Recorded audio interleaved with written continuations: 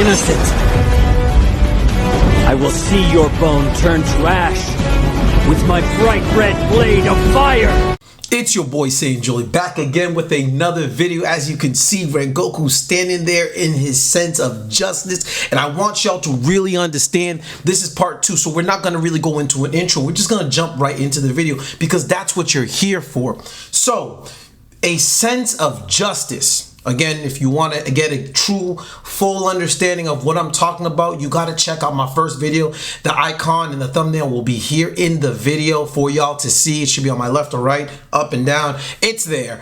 Y'all got to watch that video. I know it's 20 minutes, but take some time for yourself, man, and just take some days, break it down, 5 minutes, 2 minutes. However, as long as you digest that video, because there are characteristics as Christians that Rengoku has and shows us, and we could take that as an analogy for what it should mean to us as Christians here today, right? So the question is, what is justice, right?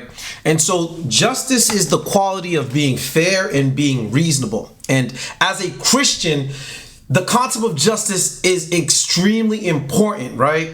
Biblical justice is about making things right according to God's standards.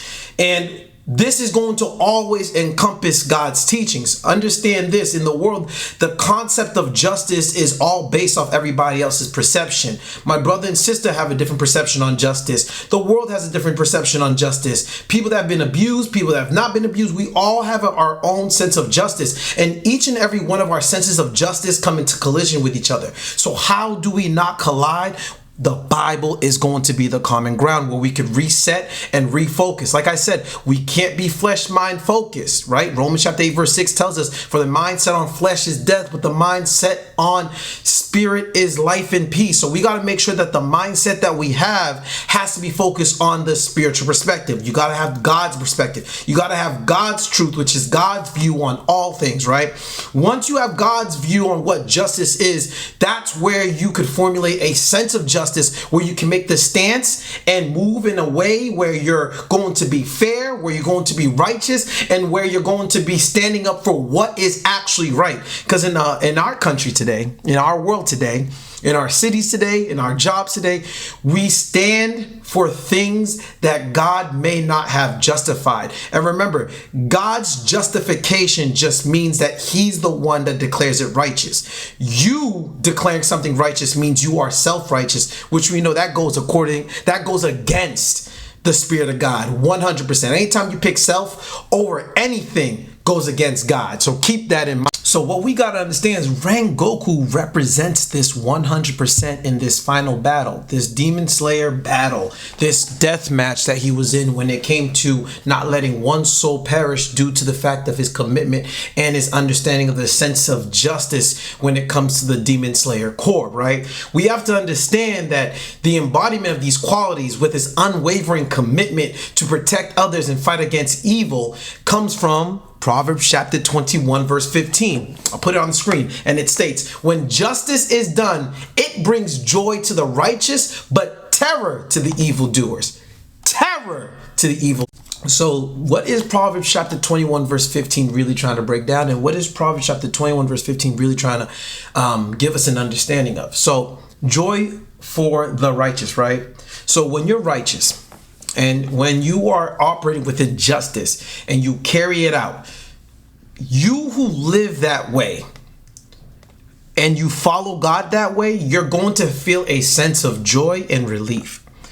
And we would view justice as a good thing because we know that it's not the good that our brother and sister say it's good. It's not the good that our wives may say is good. It's not a good that our families or the world may say it's good, but it's a good that God literally gives us real kudos for. Like I said, bro, we need to learn how to be independent from the world, but dependent on God. And when you're dependent on God, the validation that's only going to matter is God's validation, period.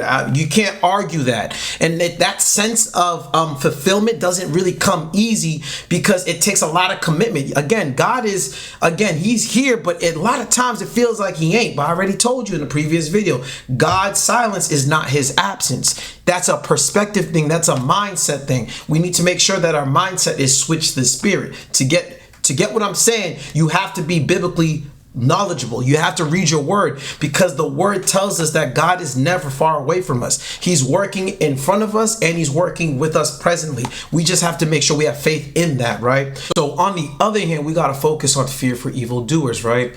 And so on that other hand, those who do wrong, we know and are afraid when justice is done. They often know their actions have consequences, and justice means they will face those consequences. I'm not gonna sit here and pretend that I was a saint, bro. When I was in school, I used to cheat. It was one of those things that I used to do. When I was young, I used to break in, bro. I was a kid. Me and my brother were breaking into people's houses, bro.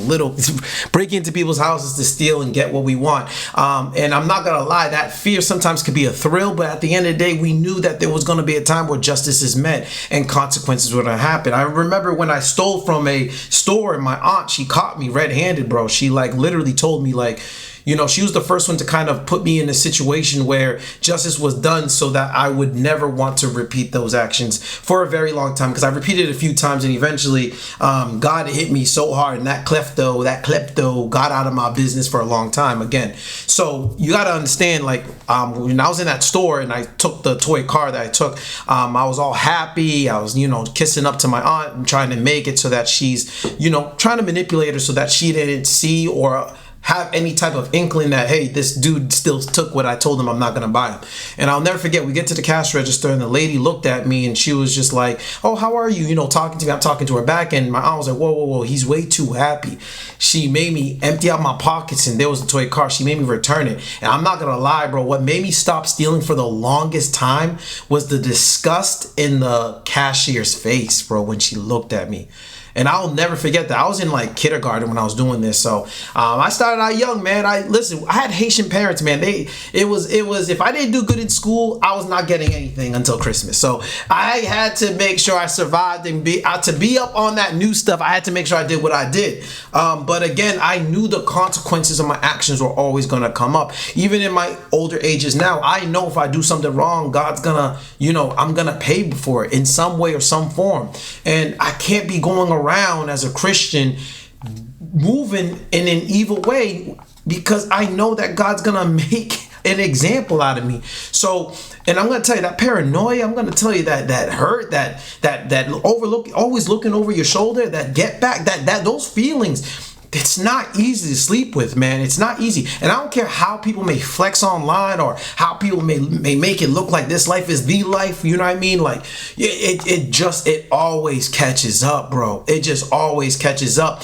And they're never going to have a sense of peace where they can lay their head down and not have to worry, because there's always going to be that get back. And again, the Bible tells us, God says wrath is his, vengeance is his. So again, who is God if he doesn't have to make you answer for what you are doing? And again, some of y'all might be like, he might not get you back at all, but man, remember, on Judgment Day, if you don't repent from your sins, there it is. So again, this is about to go into my next point, where it comes to having the sense of justice, right? So living in God's justice gives us peace, man. Gives us peace. That's why we can rejoice in our suffering and hold strong faith, knowing we have salvation. Like Rengoku, that guy was able to keep a smile on his face, knowing that he was going to lose his life, right? Romans chapter 5, verse 3-4 tells us, not only so, but we also glory in our suffering, because we know that suffering produces perseverance, character, and character, hope. Yo, Rengoku proved this 100% against Akaza. And that's why I love the dude so much. That's why I love that anime character so much, because Homeboy showed us, he literally showed us an example of what it's like to stand firm at evil and not look both ways with any regret. These verses remind us that enduring suffering with faith leads to growth in character and hope. When you stand on business, 10 toes down on business, you are going to develop a character and hope like no other. Romans chapter 8 verse 28 further reinforces this hope, right? And it states, and we know that in all things God works for the good of those who love him, who have been called according to his purpose. So y'all know that when you're standing on business with God, that hope is going to be reinforced because you have faith in what God is about to finish and do. You know God's gonna carry that torch to the end. You know you have victory in Jesus' name, but you gotta stand on business without any regret. You gotta have that peace, man. I'm talking about when all hell is breaking loose, you are having a party of joy and release in your heart, soul, and spiritual playing field. Inside that place, inside your heart, bro, you are chilling. You're cruising because you know God got you. It don't matter how the situation look. It don't matter the circumstance that you in. You understand that God is working out a work in you that is good, and it's always going to be for those who love him. You love God, he is going to reinforce you, man. Your character is going to be developed and your hope will be met, man. That's the cool thing about God. There's no way you can have hope in God and he's not going to allow you to feel the fulfillment of that. And I'm a living example, bro. I'm telling you, bro. Listen, I'm going to open up my testimony in the future, bro. But I'm telling you, I had a situation when I was in 7th and 8th grade where someone tried to take my life. For real. Someone tried to take my life. It was the worst 3 months of my life. That's why people don't understand why I love Jesus so much and why I'm so committed. Bro, somebody tried to take my life and I stayed firm on business when I tell you this. Had that person not done that, I would not be the Christian that's standing here in front of you today. That is what made me a Christian. Because I saw God's hand. There was no situation that I could have reached to, no avenue I could have went where God could not have prevailed this situation. He rescued me and my family. Specifically me. He rescued me. He rescued me, bro. So for me to sit here and tell y'all that he's not working for my good, I'm a living example today. My people, my peers, those who are close to me see that and know my story. So I'm telling you, man, if I'm alive and breathing today, it's all thanks to the glory of God. And I'm going to stand on justice, and I'm going to try to stand on justice. I know I'm an imperfect human being. I fall. We all fall. It's okay. It's okay. But if we're going to fall forward, not backwards. Fall to progression, not regression. Take the pain, take the loss, and make it your strength. Because you have hope in something bigger that God is going to complete a work. You got to stay committed to it, brothers and sisters. You got to stay committed to it. So Romans chapter 8, verse 28, where it states, and we know that in all things God works for the good of those who love him. This verse has to assure you that God is always working for your good. He's always working for my good. He's always working for your good. He's always working for my good. He's always working for your good. If you love God, he's working for your good. And when we carry God's justice and we're justified by him, God declares us righteous. And what's going to follow that is a peace that is so deep that it allows us to have compassion for our oppressors. That's the thing, bro. When you end up, see, God is so illogical when we try to understand him in our perspective. But when you read him biblically, it's like he gives us so much peace and so much love that even for our oppressors that may be putting us in a situation, you just end up having some crazy sense of compassion for them. That's why that kid could go and hug somebody who killed his brother. That's why that father could take in a child who murdered their son. It's like you see these stories all the time. You see these stories of insane forgiveness that don't make any sense because you know yourself you don't have that. And that's not for you to have. It's something that God gives, right? So you have to understand that Philippians Chapter 2 verse 13 reminds us that it is God who works in you to will and to act in order to fulfill his good purpose. See? So you have to understand that our will always be denied. That's why we're always going to show love and compassion to our oppressors in the end, because our will is denied. If you're for God, you are not for yourself. So what you want to do, you're not going to do. You're going to refuse to do it because God's will is that potent. It's so deep. That's why, man, I really do believe there's a few of us that are chosen. Just because the call's been put up to many. And God literally tells us the few are the ones that answer, bro. For the work is plenty, but the workers are few. Why is that? Because there's only so many people that are willing to send off and kill off their will, bro. You have to complete God's will, not yours. And when you get to that, if God wills you to have compassion to your oppressors, bro, you're gonna have to. You're gonna have it. It's not even gonna be a thought process. So you have to understand what Philippians chapter 2 verse 13 is really trying to get to the bottom line of. It's trying to explain to you that our will should align with God's will as he works within us to achieve his divine plan, because it's always for him. We are his instruments. He is the potter, we're the clay. He's the one that molds us. We do not talk back to the man who makes us. So this means we too like God's wishes, not our wishes, because God wishes all people to be saved. So if God wishes all people to be saved and our will is now exchanged for his, then we too want even our oppressors to be saved. That's the craziness of God. That's the depth of God. That's his will. It's illogical to you. That's what I'm saying. You got to be spirit-minded, not fleshy. If you fleshy, you can't see what I'm saying. And what I'm saying sounds crazy. Probably sounds impossible. But I'm trying to let you know, bro, this path that you walk, bro, it's not an easy one. And this path, again, you're not even alone. You're with God. But it's still hard, bro. It's still hard because you have to deny yourself in so many ways, in so many avenues, man. He's going to ask you to do things that you know for a fact that you may not even, you've put in your head that you're not even built to do it. And until you could strip that reality down and let God be God, bro, you're just going to be stuck there, bro. You're just going to be stuck. So truth be told, when Rengoku died, man, it killed me because I didn't even know he was going to die. In the theater, I was watching, my boy tricked me, and bro, low-key, I wanted to go strangle homie. I really wanted to go strangle Vlad, bro. Vlad really, he got under my skin with that one. But when he died, bro, just want to let y'all know he died with a smile on his face because he knew he fulfilled his purpose in carrying out the Demon Slayer Corps' justice, right? But the person I want you to pay attention to is Rengoku's mother. She imparted a powerful message to him, and that is what greatly influenced his life and actions because he didn't have the support of his father. His father was kind of absent. He became a drunk for whatever reason. I'm not going to go into depth of that because we're here to talk about God, but he had a mother who imparted a great message to him that he greatly took an influence to, which led to him being at this moment.